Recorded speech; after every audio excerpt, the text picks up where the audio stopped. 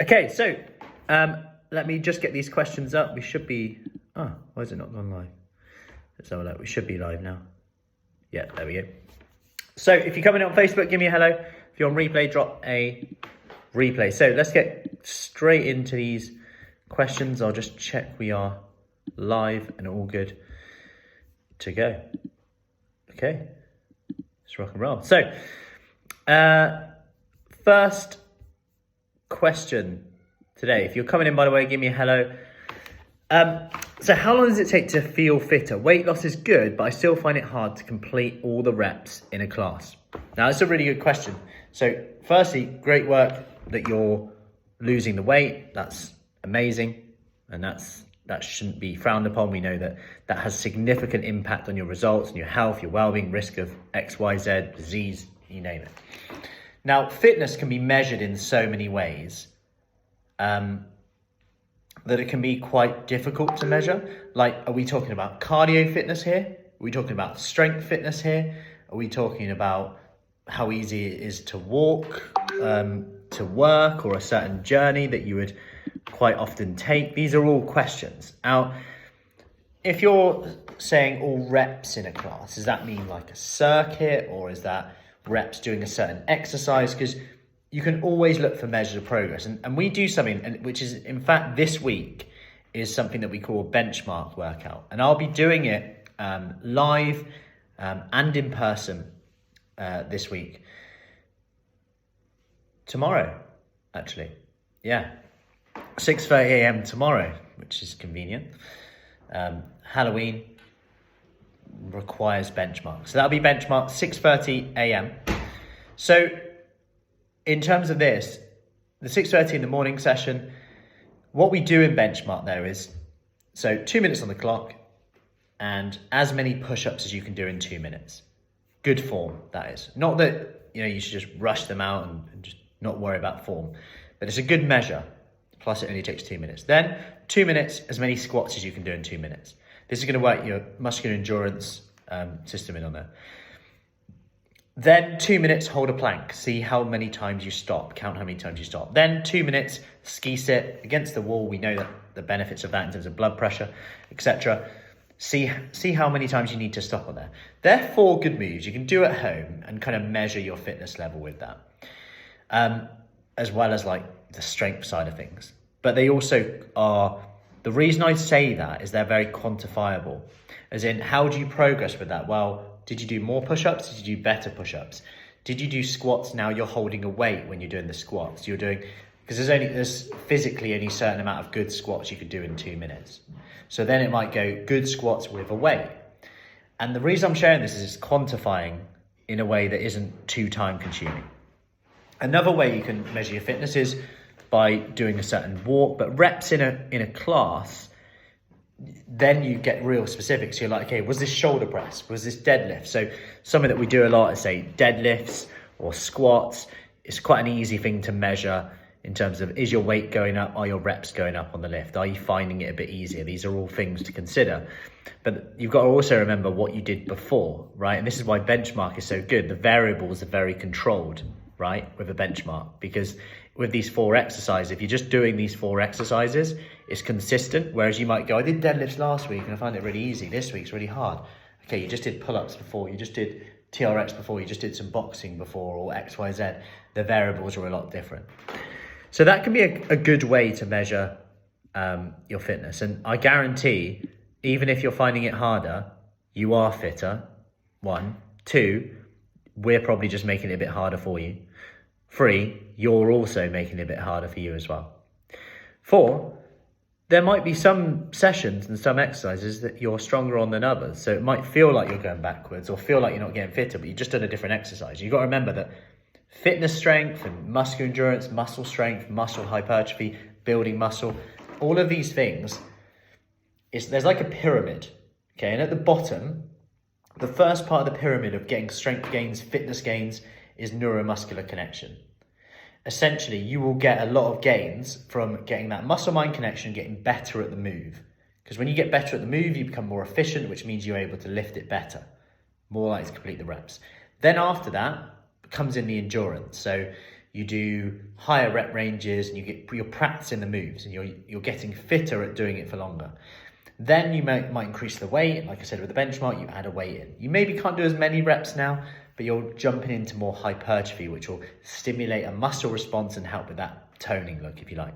Then you might want to push it a bit and do a bit of strength work as well. Maybe you keep the rep ranges quite low. You can't do that many reps, but you're increasing the weight now. And that's a progression through in terms of how you might measure fitness over time as well. There's so many variables, I could go on all day, but let's make this simple. Start with a benchmark. Cool, hope that helps, Steffi, on there. So, next question on here. What to do if weight loss is slowing down? This was a really interesting one, and I actually had a conversation today, and it's really interesting because they noticed a lot of these parts of this, where they were like, yeah, I can really see actually why it's slowing down when we look into it. Well, are your steps the same as they were 3 months ago when you started? Look at some of these things. Were you getting to bed at 10 before? Now you're in bed at 10:30, and you're picking a bit of the leftovers a bit more. You're not sitting down when you eat. You're not planning your snacks like you did before. Maybe you're not writing down. Maybe you're skipping the weekends in terms of tracking, being aware of it. I would go with that first. Firstly, ask that question. Are you being as consistent as you were? And that right there is sometimes something to really get that. Lindsay, on that, Matt, as I lose weight, should I reevaluate my calorie allowance? It depends on your results and whether you're happy with them. So if you're losing weight and you're happy with the progress, just keep it going. If you've got a weight target for whatever reason, you hit that target and you're quite happy with where you are, then you might want to shift up to maintenance for a period of time if you want that.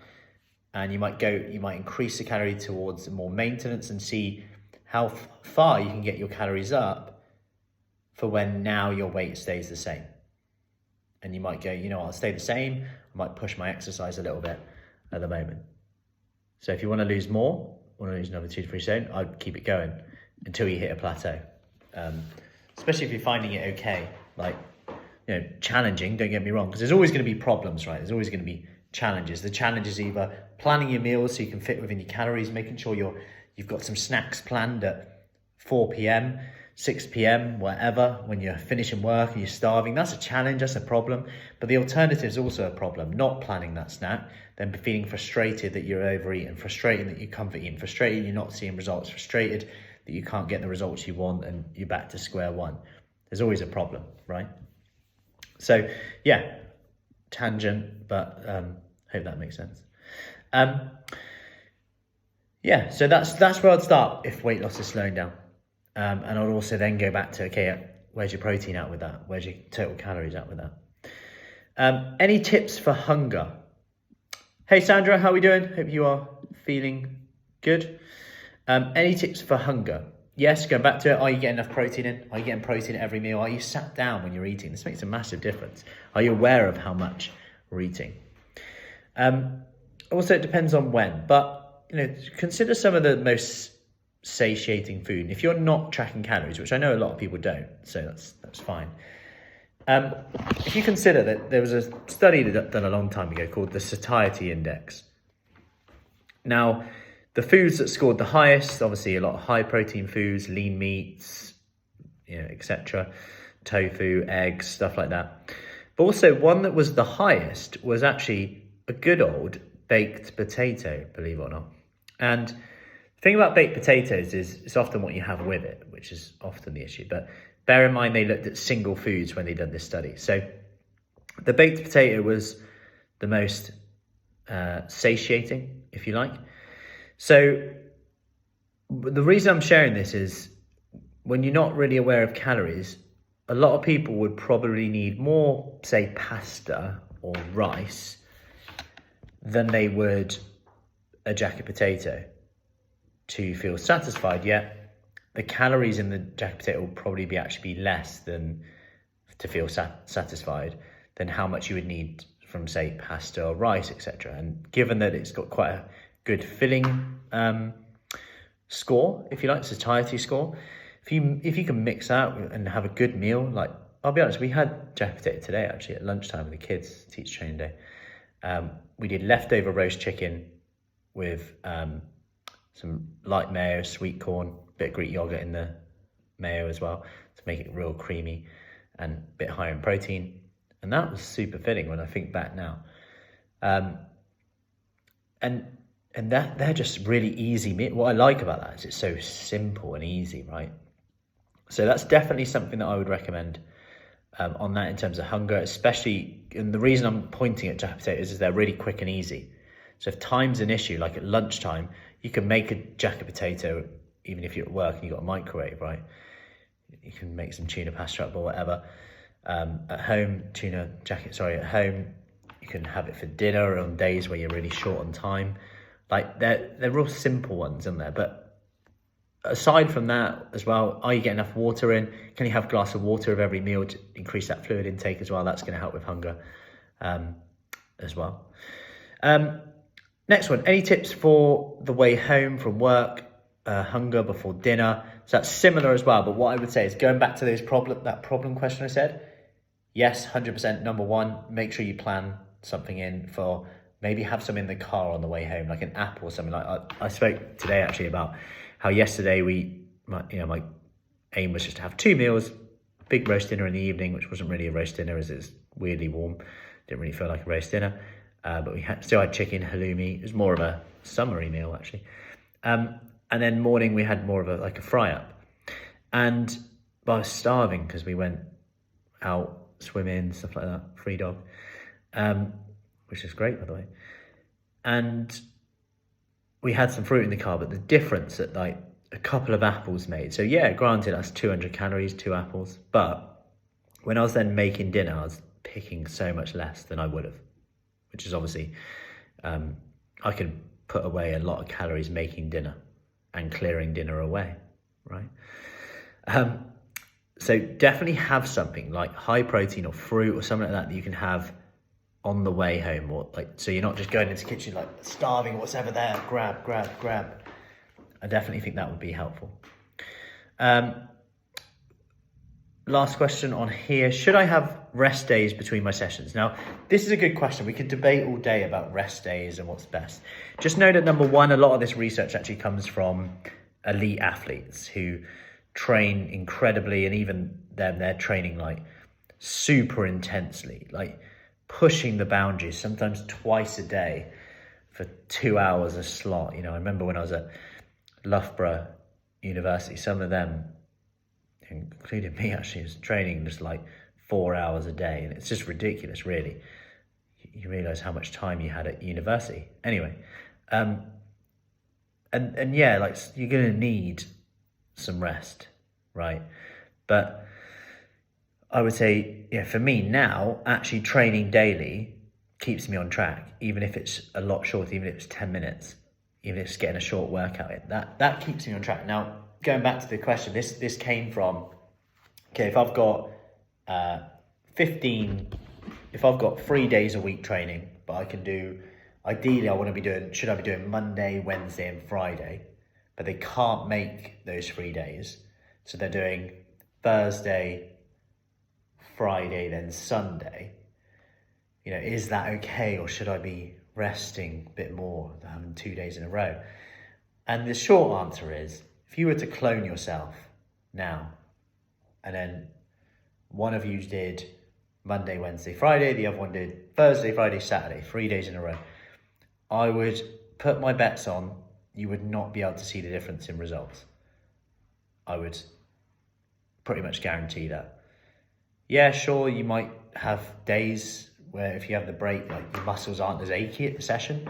Would that make any significant difference you can visibly see, or anything do differently? I would say no. So that pretty much sums it up for me.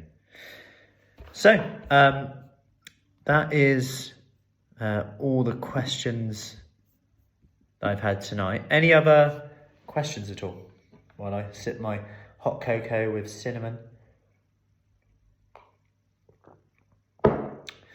Any other questions that we want to go through? I'll give it 30 seconds. If you watched on replay as well, do let me know. Thursday, we are talking about food additives, sweeteners, all of that stuff. Great, all good, Lindsay, and keep it going. Awesome with the results. Sandra, get your vitamin C, get your zinc in, keep your protein up, lots of veggies, fruits, and we shall go from there. So any questions, let me know. If you watched on replay, let me know, and I will see you soon. Take care. Have a good evening. See you later. Bye. Bye.